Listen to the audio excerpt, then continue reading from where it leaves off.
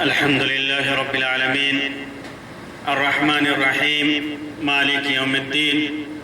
والصلاة والسلام على سيد المرسلين وعلى آله وصحبه أجمعين أما بعد. محترم سامعین و ناظرین، آج کی اس مجلس میں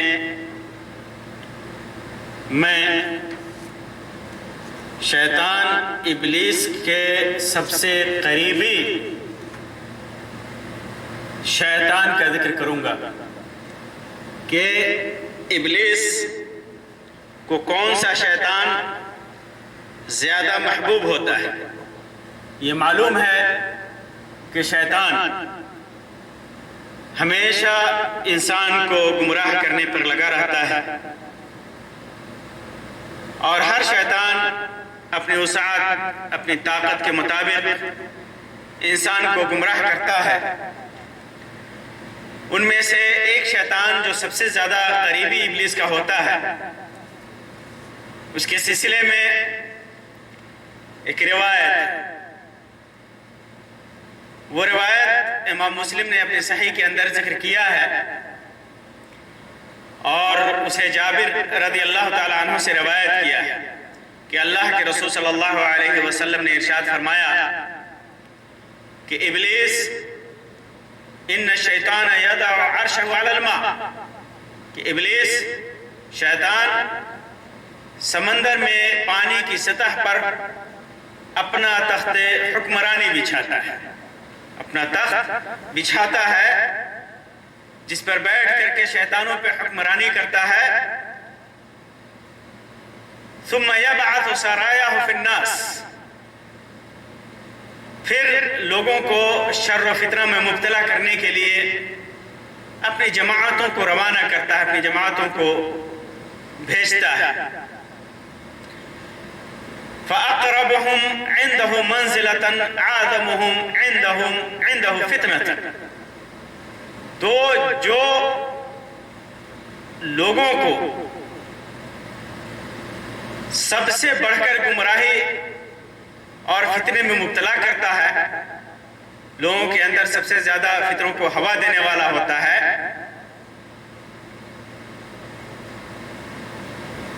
وہ شیطان آ کر کے کہتا ہے، کیا کہتا ہے کہ میں نے کوشش کی، کہتا ہے کہ ما زلت بفلان، میں فلاں کے پیچھے لگا رہا، میں فلاں کے پیچھے لگا رہا، بنی آدم کو ان فتنوں میں مبتلا کیا. تو ابلیس کہتا ہے، بہت ساری فتنوں کا ذکر کرتا ہے کہ میں نے اس فتنے میں مبتلا کر دیا، میں نے اس فتنے میں مبتلا کر دیا، یہ برائی پھیلا دی، ایسے گمراہ کر دیا. تو ابلیس کہتا ہے کہ تو نے کوئی خاص کارنامہ انجام نہیں دیا.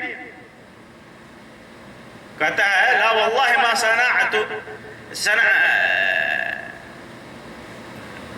صنعت شیئا، کہ تو نے کچھ نہیں کیا، اللہ کی قسم تو نے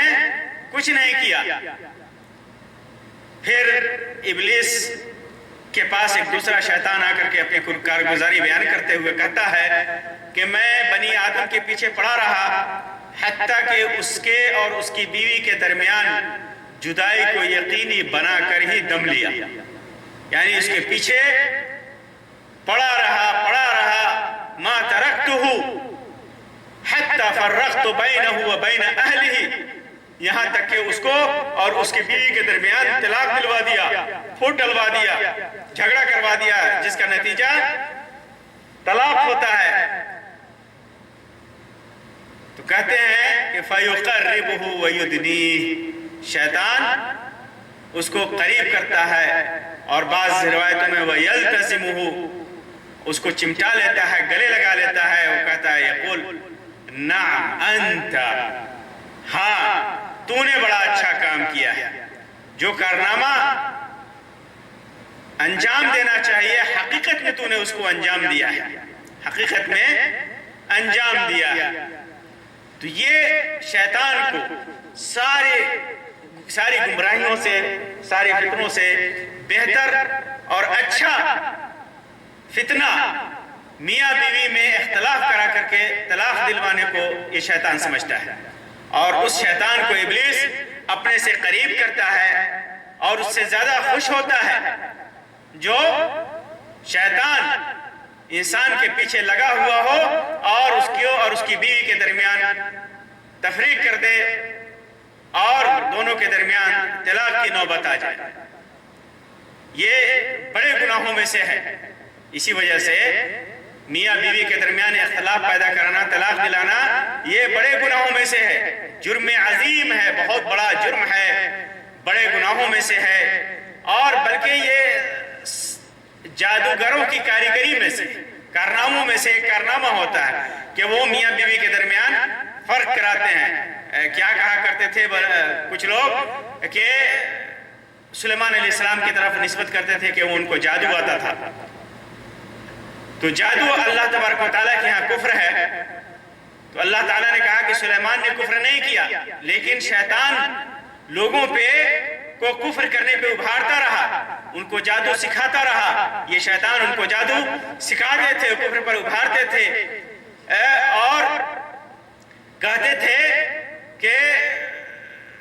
تمہیں آزمائش کے طور پر میں جادو سکھا رہا ہوں، اور وہ لوگ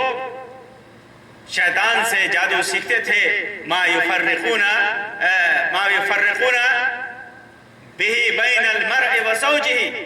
اللہ تعالیٰ کہتا ہے کہ جس کے ذریعے سے خاوند اور بیوی میں جدائی ڈالتے تھے، جدائی ڈالنے کے لیے وہ جادو سیکھتے تھے۔ تو معلوم کیا ہوا کہ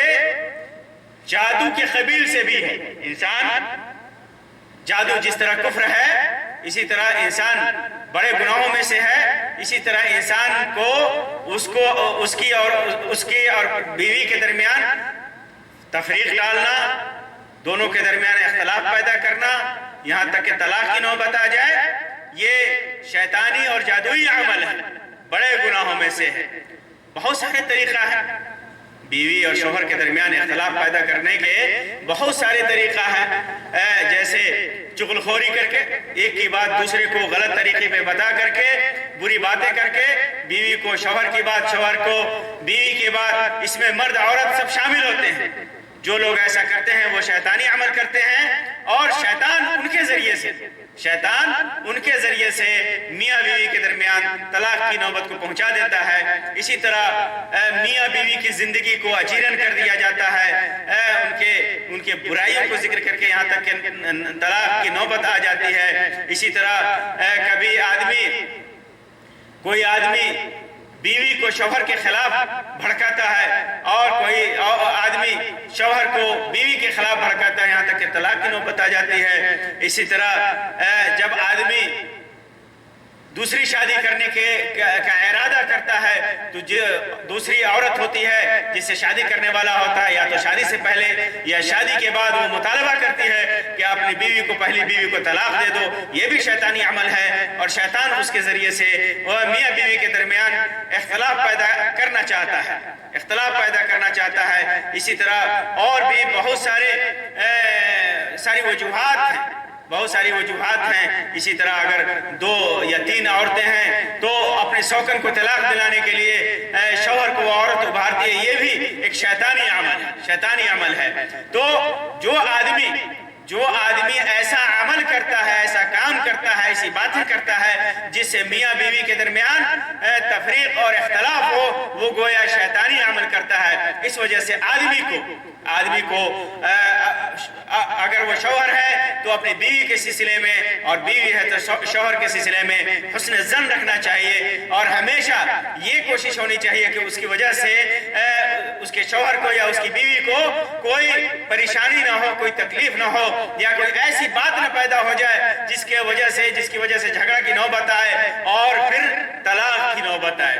نوبت آئے۔ اور اسی طرح اگر گھریلو جھگڑے ہوتے ہیں تو ماں باپ اگر غلط طریقے سے بیوی کو طلاق دینے پر ابھارتے ہیں تو ان کی بات ماننا جائز نہیں ہے، اور ایسے ماں باپ کو بھی تھوڑی سی تکلیف کی وجہ سے، تھوڑی سی پریشانی کی وجہ سے یہ کوشش نہیں کرنی چاہیے کہ ان کا بیٹا اپنی بیوی کو طلاق دے، کیونکہ یہ طلاق ایک شیطانی عمل ہے اور اس سے شیطان بہت زیادہ خوش ہوتا ہے، اور جو شیطان سبب پیدا کرتا ہے طلاق کا میاں بیوی کے درمیان، شیطان ابلیس کے بہت زیادہ قریبی ہوتا ہے، وہ ابلیس کا، اور ابلیس اسے گلے لگاتا ہے اور اسے بہت زیادہ قریب کر لیتا ہے، اسے محبت کرتا ہے۔ اللہ تبارک و تعالیٰ سے دعا ہے کہ اللہ تبارک و تعالیٰ ہمیں شیطان کے ہر قسم کی فتنوں سے بچنے کی توفیق عطا فرمائے، اور خاندان میں میاں بیوی کے اندر صلح و صفائی کا ذریعہ بنائے۔ اللہ تبارک و تعالیٰ ہمارے ذریعے سے کسی بھی خاندان کے اندر پھوٹ اور اختلاف نہ پیدا ہو۔ اللہ تبارک و تعالیٰ ہمیں اس کی توفیق دے، اللہ تبارک و تعالیٰ ہمیں نیک اعمال کرنے کی توفیق عطا فرمائے اور سیدھے راستے پہ چلائے۔ آمین یا رب العالمین، وآخر دعوانا ان الحمدللہ رب العالمین، وصلی اللہ علی خیر خلقہ وسلم، والسلام علیکم ورحمۃ اللہ وبرکاتہ۔